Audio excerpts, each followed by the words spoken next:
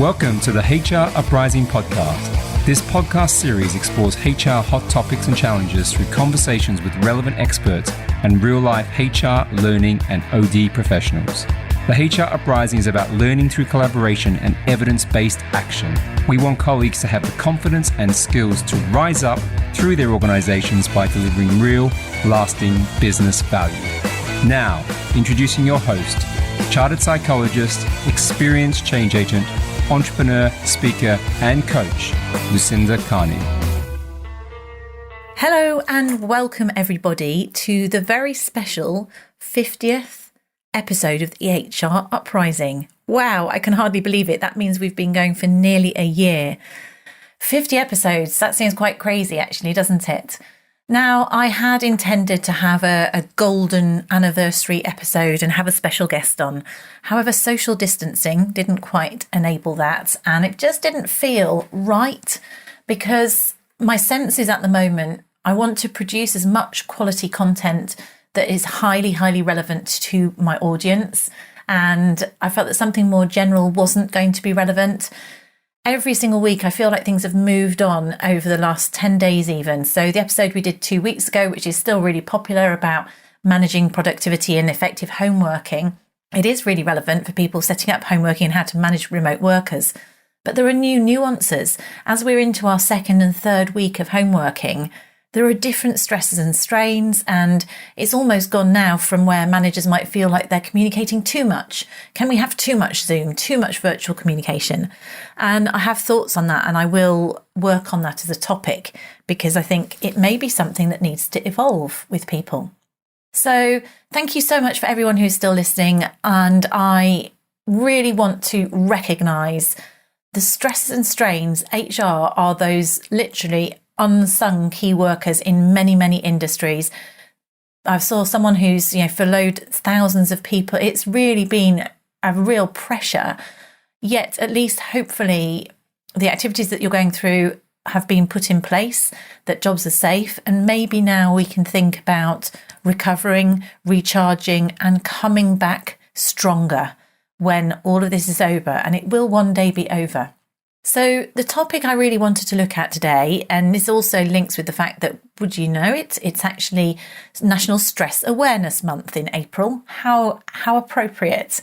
So I thought we'd look at how can we manage our productivity without increasing stress. The episode is really about what can we do in difficult circumstances where we may be feeling stress. And I know I've done stress and resilience in a general tone a couple of weeks ago with Charlie Hodgson. This is very much about the stresses and strains of managing this current situation as a manager, and particularly an HR manager. The way I wanted to look at this is I've broken it down really into what causes stress. I've looked at 3 areas of it. And then as ever, I've just tried to come up with some practical ways in which we can get through this.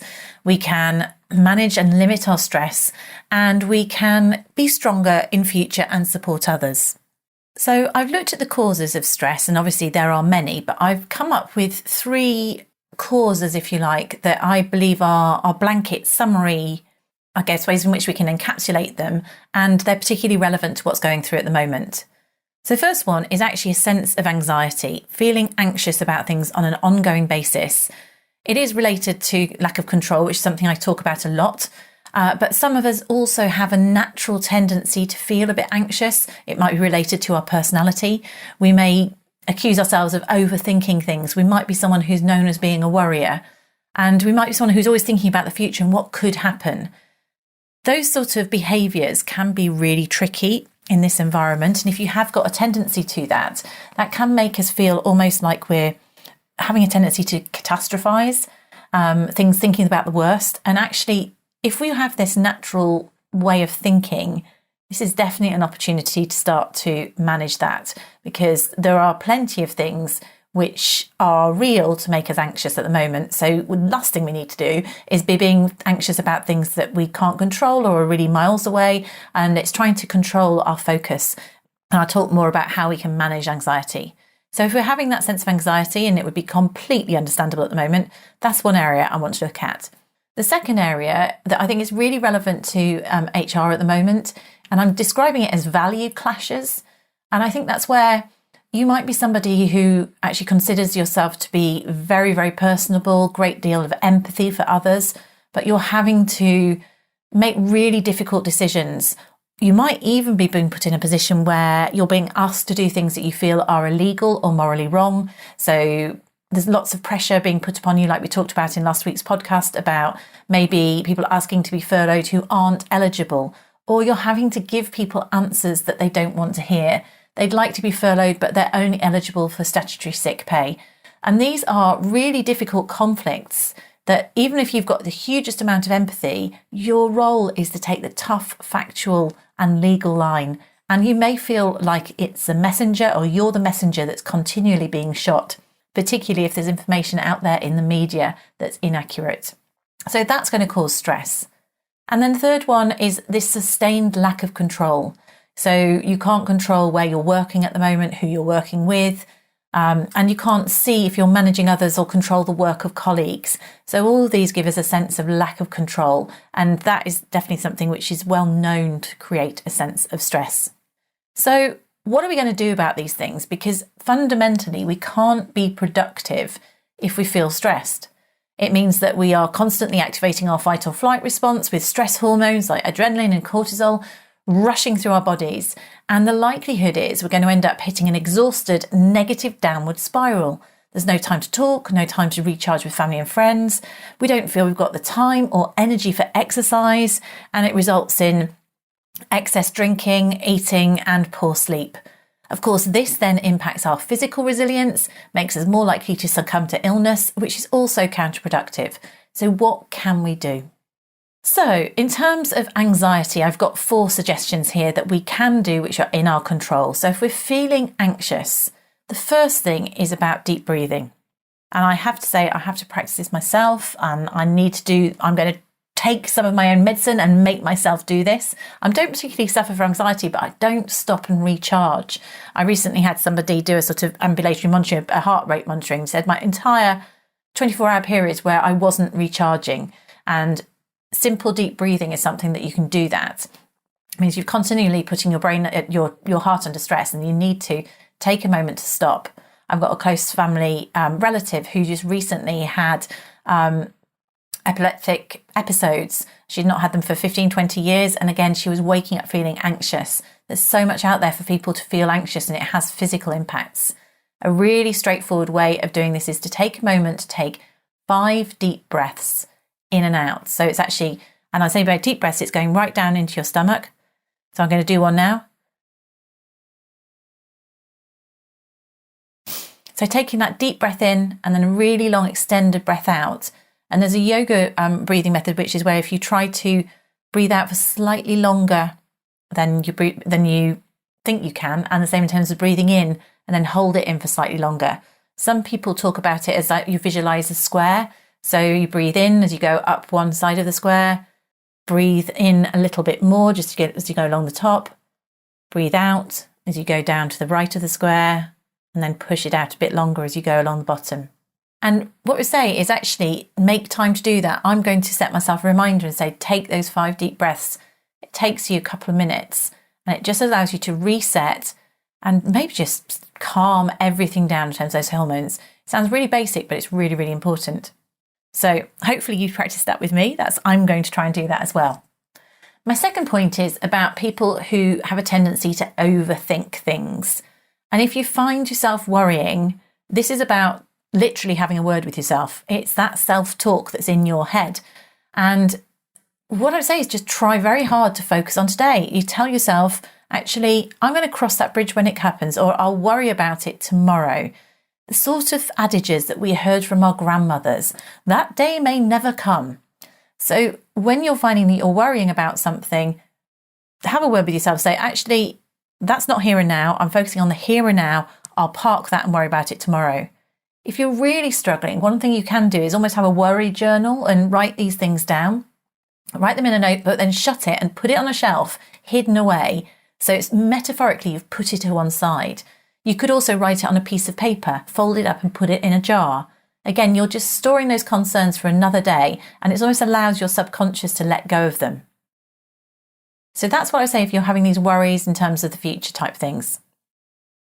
The third one is gratitude. And I know these might sound a bit new agey, but actually there's quite a lot of evidence that people who are able to be gratitude and feel grateful regularly are much healthier from a mental health point of view, and there are also physical health benefits as well. So it's a great practice to wake up first thing in the morning and think about 5 things that are good in your life, and the same at the end of the day. So whatever's going on, there are things that life is positive. There are things to be grateful for always. Whatever situation, there's always someone in a worse position than us. I mean, a really awful example that I'm just making me think at the moment is I just think about coronavirus spreading in refugee camps. That is one of the most dreadful things to think of. And most of the people who listen to this podcast, they have a roof over their head. Well, I hope everyone who has a roof over their head. They have health to a great degree. They have food. They have a working environment, which may be really thrown up in the air at the moment, but they have a profession and they have a network of people.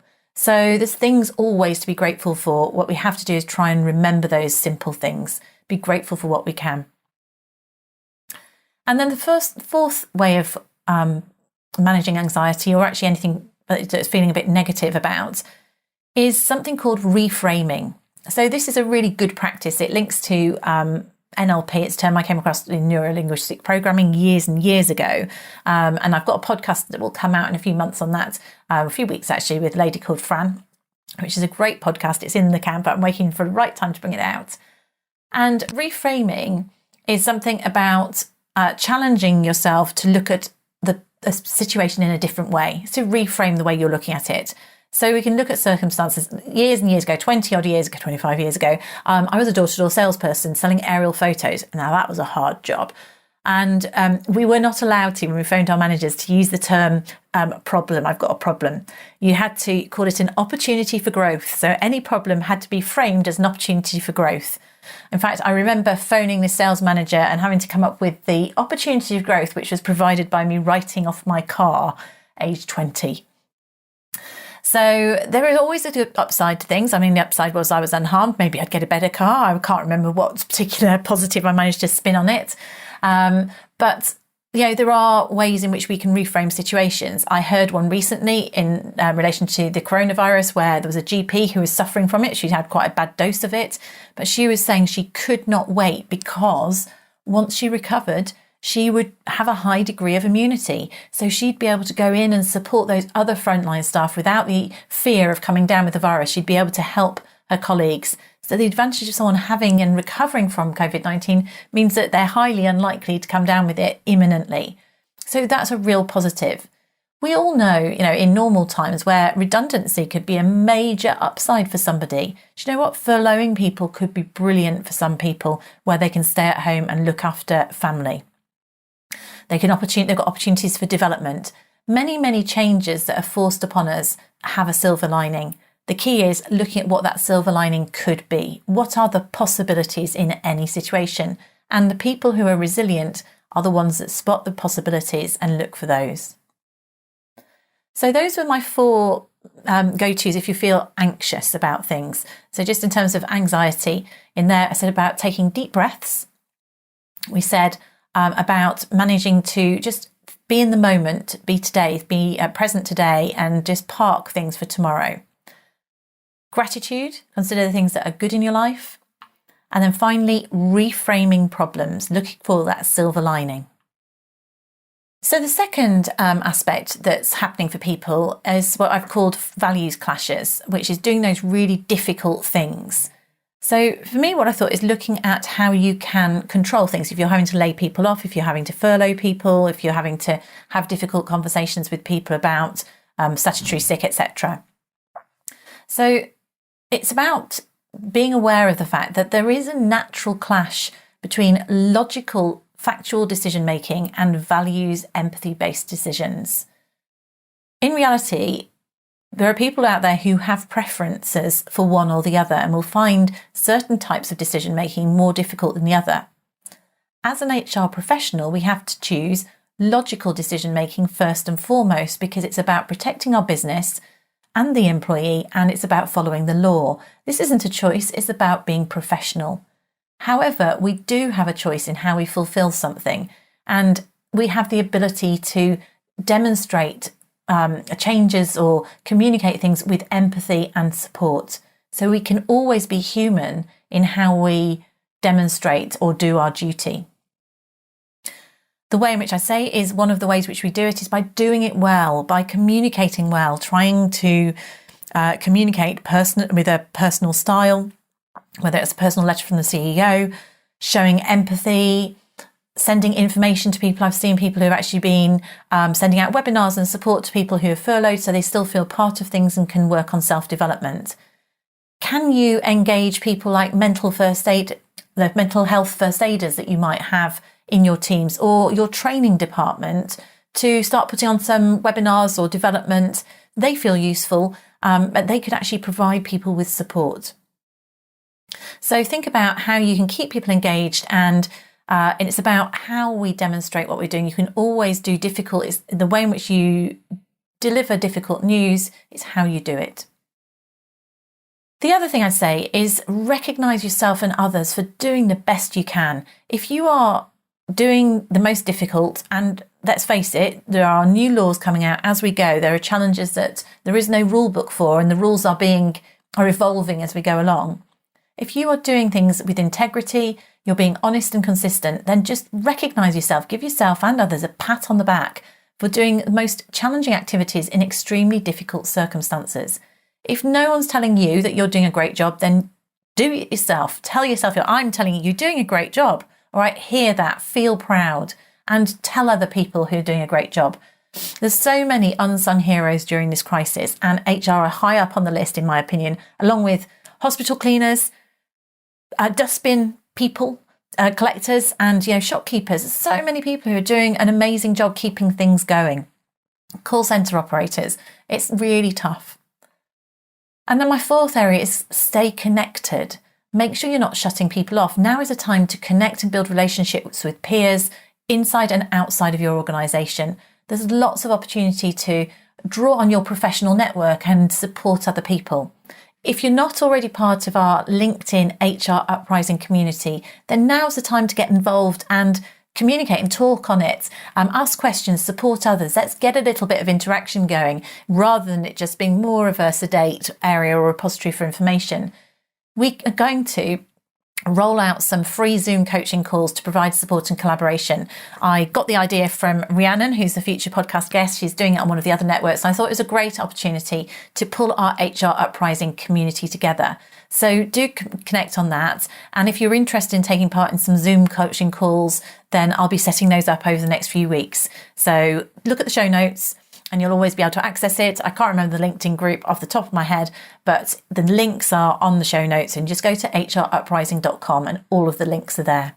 So that was my area about almost looking at things from a professional point of view, from your values clashes. If you're feeling you're having a difficult time and doing a difficult job at the moment, you know what, you are, but you're doing your job. It's not a choice. How you do it is in your control. So showing empathy and communicating it well is absolutely in your control. Tell yourself you're doing a great job and stay connected with peers. Those are my 4 tips on that area.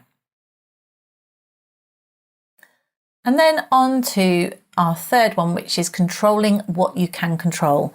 And this is honestly one of the most important ways of managing stress. Just focus on what you can control. I saw somebody who is a psychologist said, even if it involves just controlling the hell out of your sock drawer, do that, whatever gives you that sense of control.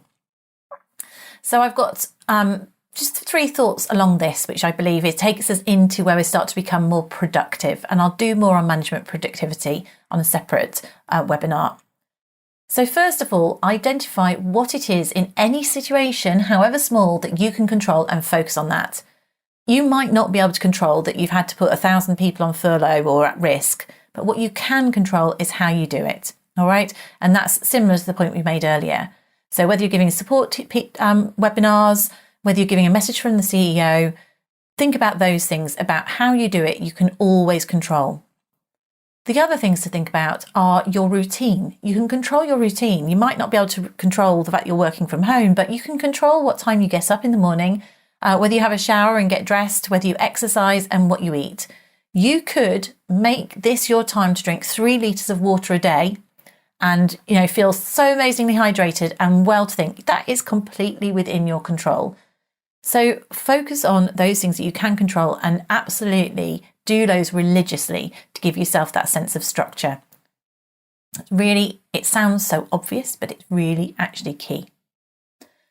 Then, moving on from that, you can also control your diary and your plan or your priorities. So my second point here is take control, plan and prioritise. This is about us moving out of reactivity. And those of you heard me talk about Covey's matrix, time management matrix. Lots of people are stuck in quadrant 1 at the moment in urgent and importance, but there are people who could be working on quadrant 2. So once the reactivity is over, think about priorities that fit within your job role, but you normally never have time to deliver. It might be updating the company handbook and policies, but you know what? I'd like to challenge you to think bigger than that. Anything with strategy in it tends to be quadrant 2. Could you work on a new organisational development strategy? And we have heaps of content on this if you don't know how to do that, whether you look back on our previous podcasts on building an OD strategy, talent management strategy, how to do an HR balance scorecard. This is a brilliant opportunity for you to think about how could we use this to restructure our organisation, for example. Maybe you could make home working more of a norm and it's about setting people up better for it and giving them the right skills. This could save your business huge amounts of money. You could, in terms of office space, if you were doing this as part of your OD or HR strategy, what would you do to make this a reality? How would you develop people? What sort of structures? What sort of systems might you need to be able to put the right control mechanisms in around it? Great idea to have that thinking about the future. Could you actually put your business in a stronger position in 3 months' time by using this time wisely than it is now?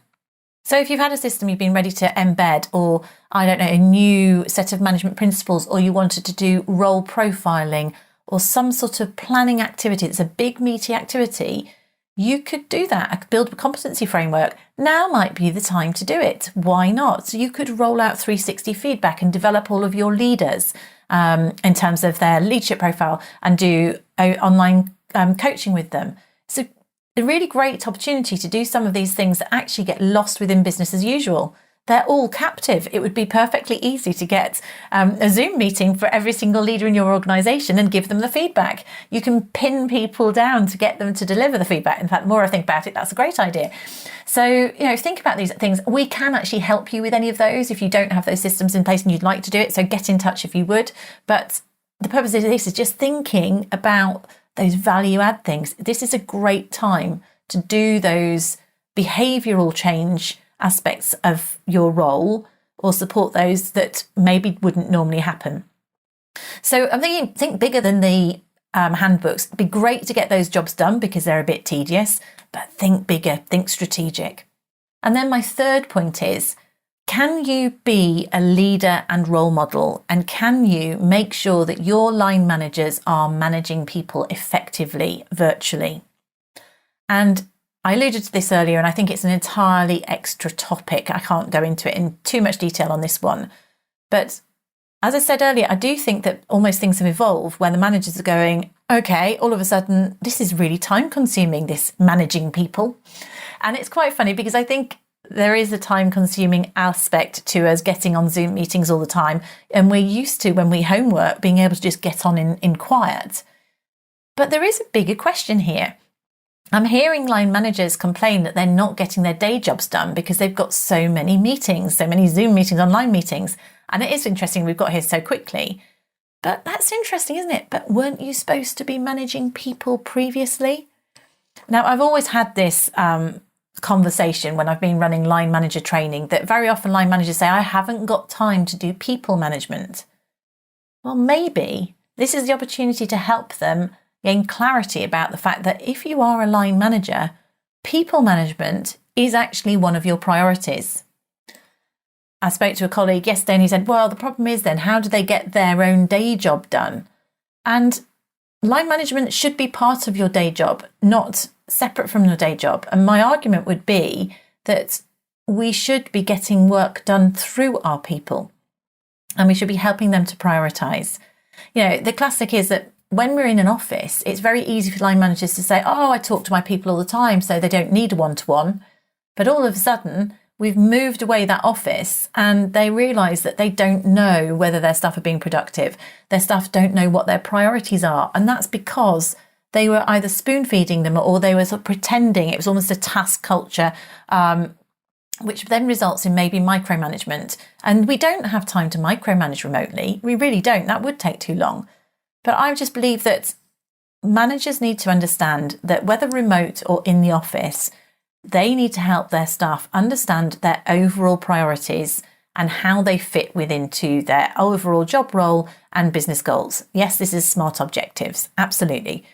When you're remote, it's SMART objectives, and then we need to help them to chunk those deliverables down into milestones or routine KPIs.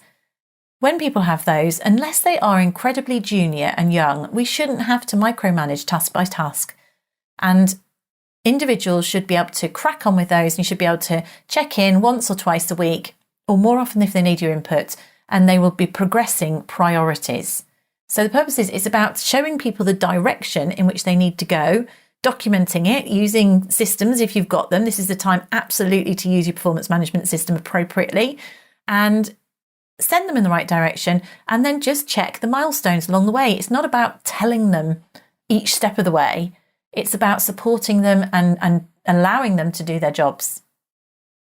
Now, as I say, task by task micromanagement, if you've got managers who are complaining of that, that tells me that in reality, they are either in the workplace completely abdicating responsibility, so they don't know what to do when they can't see people are doing it. They may have low trust, which isn't engaging for people. Or they're very dictatorial. To me, that tells me that they need some management development. And that would feed into something else that, again, depends whether you're an L&D person or an HR person. But could you educate your managers around expectations? Is this an opportunity to push out that management charter?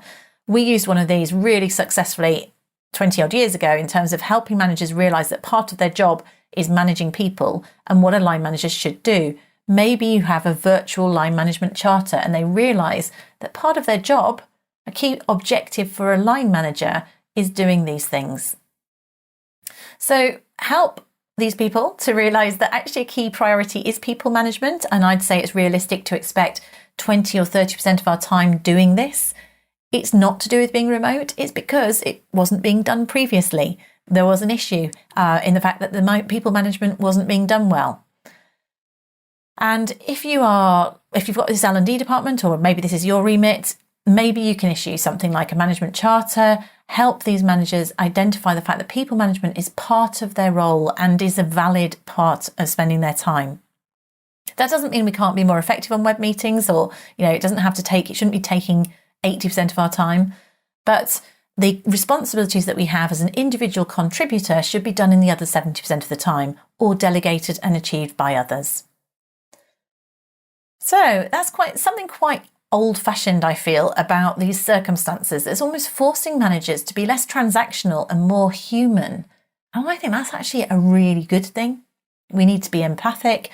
We need to understand our people as people first and give them clarity of what's expected, then get out of their way to allow them to perform. I had a few other thoughts that if I was an internal L&D in my old role when I was head of L&D, we're doing webinars, by the way, now for people, but I would put on webinars, internal webinars for my managers on things like prioritisation, setting goals, situational leadership, helping them be more flexible in their leadership style, coaching and delegation. I think this is a great opportunity to upskill the people managers in an organisation, because they will hold the key to your business getting back on its feet quickly and being productive for the long haul. Also, if they do a good job, then your people will feel loyal and valued, which of course is equally going to be very, very important when the recruitment market bounces back. So those are thoughts that I had, and that sort of evolved through to being effective there. So controlling what you can control as we move out of reactivity. I'm saying, actually, first of all, think about, in the difficult circumstances, in your quadrant 1, where it's urgent and important, focus on what you can control, do it well. Then start thinking longer term, quadrant 2 in Covey's time management matrix, which is important but not urgent. There is the opportunity to do those things once we move beyond this. So think about strategies. How could you end up in a better position? And then going forward from that, how can you lead better people management practice in your business? Make sure that managers are managing effectively virtually. Make sure they're taking up developmental training opportunities that you can provide. It will make a huge difference. So I really hope that those are useful and practical and timely, because I'm trying to give you content that's relevant right now. And so I really hope that that might be relevant to you. There's loads and loads of links that it might be worth you taking advantage of. There is a podcast that I've done previously, which was all about prioritising your well-being. I'm going to signpost that at the bottom of this in case you missed it. It was one I did about 3 months ago, and there's a worksheet that you can use which talks about the Covey's matrix that I've referred to and prioritising your own well-being. So there's a link to that podcast on the HR Uprising page, so you can find that easily. Really suggest that now is the time to network and talk with others, both in your organisation and externally. If you're part of the HR Uprising LinkedIn group, then get engaged, talk to us, and take part in the Zoom coaching that we're going to do. If you want webinars and you haven't got the resource to do them internally, then look for our webinars. The webinar link that we're running through Actus, we are running 3-4 webinars a week now, and look out for those. Many of them are open to anybody, so line managers, so you could just feed them out to your line managers. And actually, if you think it would be useful for us as Actus to run some of those courses I've talked about, whether it's a situational leadership one, a goal setting webinars, then I can put those webinars on. So do get in touch with me if you think there are specific webinars that would be of value and of interest, and then we'll look to put them out on and push them out. So they'll support managers in developing them over these coming, hopefully, days. Maybe that's not realistic, but over these coming weeks. And then one final request for you, if you don't mind. If you've not linked in with me, please do. Lucinda Carney on LinkedIn or through other social media. I'd really be grateful if you did. And the reason I'm asking that is that I have a book launch. I'm launching a book on the 21st of May called How to Be a Change Superhero. I don't think it would actually be the Bible for dealing with the coronavirus pandemic, because that was a little bit extreme change. It's looking at more traditional organisational change, but there definitely are aspects of it which will be highly relevant. My normal way of launching it is probably not going to be a big book launch in London, because I suspect social distancing will still be going on. But I'm going to look at whether I can do some sort of virtual launch. So if you're interested in knowing more about that, and you'd be kind enough to help me spread the word when I try and push it out on social media and when it's coming, then I'd be really, really grateful for you linking in and joining in that way. So in the meantime, remember, we work together, collaborate together, we rise up together, and credit to everybody that's dealing with everything in tricky situations. I hope you found this a helpful podcast. Please do leave us a review if you find it helpful, and get in touch if you want to hear specific other topics that would support you at this time. Many thanks. Thank you for listening to the HR Uprising podcast. You can access more information, including resources or links mentioned in the show, at our website, www.hruprising.com. Also, you might want to join our LinkedIn community or tweet to us at HR Uprising. We'd love to hear from you.